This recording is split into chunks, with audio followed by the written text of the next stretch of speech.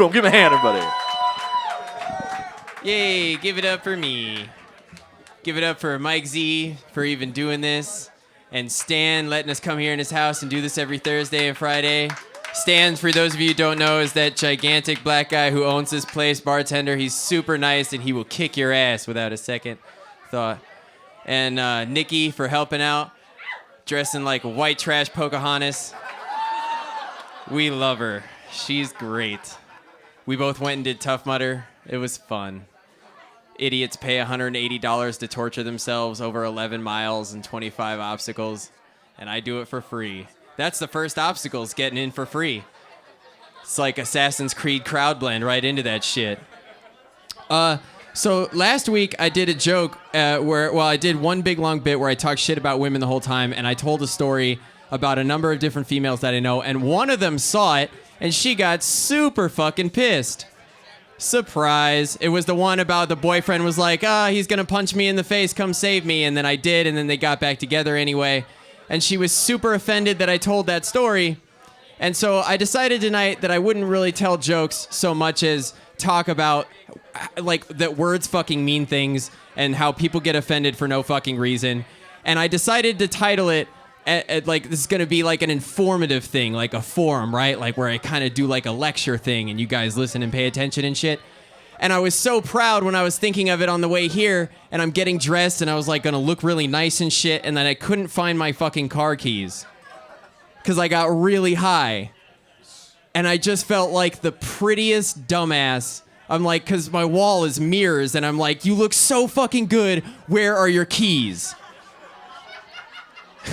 You fancy asshole in that sweater right now. Find your fucking car keys. And so today's lecture is titled Tard Talks. Like TED Talks, but fucking high. So she was really pissed off, and words mean things is really important to me. And she was like, you said that I had fake boobs and got my lips done, which are both facts. And then you said that I was classic Hollywood. That's where you fucking live. You live in Los Angeles, and you have tattoos, and you have fake boobs. And so does my mom. Like, why is that anything that you get offended about? Because in your mind, you have negative stereotypes attached to that, and it makes you feel a shitty way because you judge other people, so you judge yourself, so then you hear me talking shit about you. And she's like, if somebody did that to you, you wouldn't get upset? And I said, no. And she goes, you don't have any self-respect, you don't have any respect for yourself, blah, blah. And I'm like, you keep using those words, and I don't think that they mean what you think that they mean. And we should discuss terms and definitions. And she goes, I'm not stupid. Now, this is a point that I reach in conversation with a lot of females, whereby they don't understand what words mean.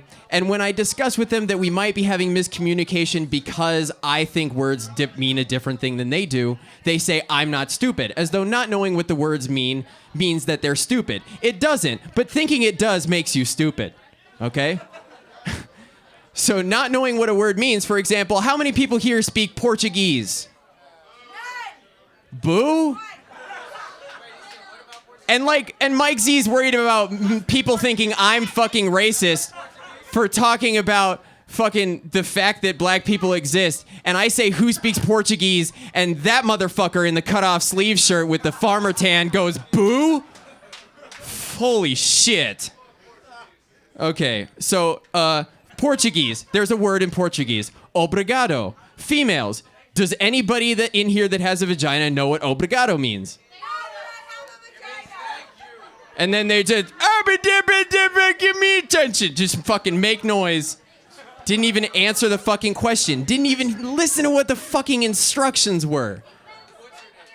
Yes, very good. It means thank you.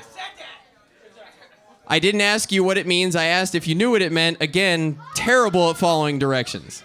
But it's okay. You're a woman. We'll give you a break. And so, she's so mad right now.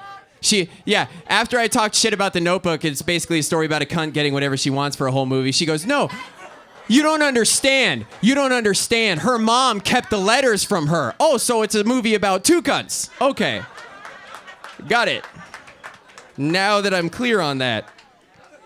And so words mean things. And this, I don't feel like I'm racist, especially because I know like where I come from. A comedian earlier was talking about how all white people wish they were black, and I've never had to have that problem because I went to a bunch of schools where I was the only white kid, so it kind of rubbed off on me. I feel like the white equivalent of Blade, like all of their strengths and none of their weaknesses. You know what I mean? Like the black girls, like I hung out with the black girls and they would all teach me how to dance and shit, so I have rhythm, and like black women will note that shit. Black women, see, she knows, right? So like, it's like I can dance and shit. I'm tall. I have a fairly sized penis. I am Black Irish. My family that came here generations ago, they were all poor, and we earned our citizenship fighting for the country and shit. So we were like slaves, but we were white. So there's that. But like I know I can also pretty much just like abuse people's ignorance and go and get a job like any fucking where that I want to, any fucking time. Don't even have to worry about it and shit. It's awesome. Cops pull me over. I'm like, hi, how are you? What's going on? All nice and shit. Totally get away with stuff all the time. It's awesome. Nobody suspects me as shit. Nobody looks at me and goes, that guy does graffiti. And that's why I fucking get away with it. So I guess the moral of the story is, you know, like I wasn't just trying to talk shit about women, and I don't just come up here and try to talk shit about stuff. I do want to make you laugh, but I also want to make you question how you think. I want to make you think. And so last week's sermon, there was a subtext, there was like a thesis underlying that, which is like how human beings treat each other, the ones who have penises and the ones who have vaginas, and how we think about each other, and that it's totally flawed and it's not cool. And that's why I talked about guys not getting so upset over a girl not touching my wiener as opposed to somebody else's wiener. And like, I tried to talk about depression, and I don't think I phrased it very well. I didn't mean that I got depressed recently, because I watched the bit over again and it seemed like I was like, everybody was like, oh fuck, this guy's gonna kill himself. No, it was a long time ago. It was a long time ago, and I was really depressed, but the reason I didn't do anything about it was because I wanted to take everybody else with me at the same time. Not like a school shooting, not like a mass shooting or anything, just the whole fucking planet. Do you have any idea how much math is probably involved in that? How much math is involved in figuring out how much math is involved in that? But I would love to just come up here and be like, okay, boop, just hit the button. You all have 30 seconds left to live. The whole planet's gonna blow up, and I did it. And you guys would be like, ah, that's very funny. And I'd be like, you fucking 25, 24, 23. You guys would be like, ah, that's really funny. That's good. No, but seriously. Wait, are you serious? Are you serious? And I'd be like, dude, you got 15 seconds left. You better fucking call somebody or some shit and tell them you love them. I don't fucking... Thanks, everybody. I'm Jan. Cruising down A Street.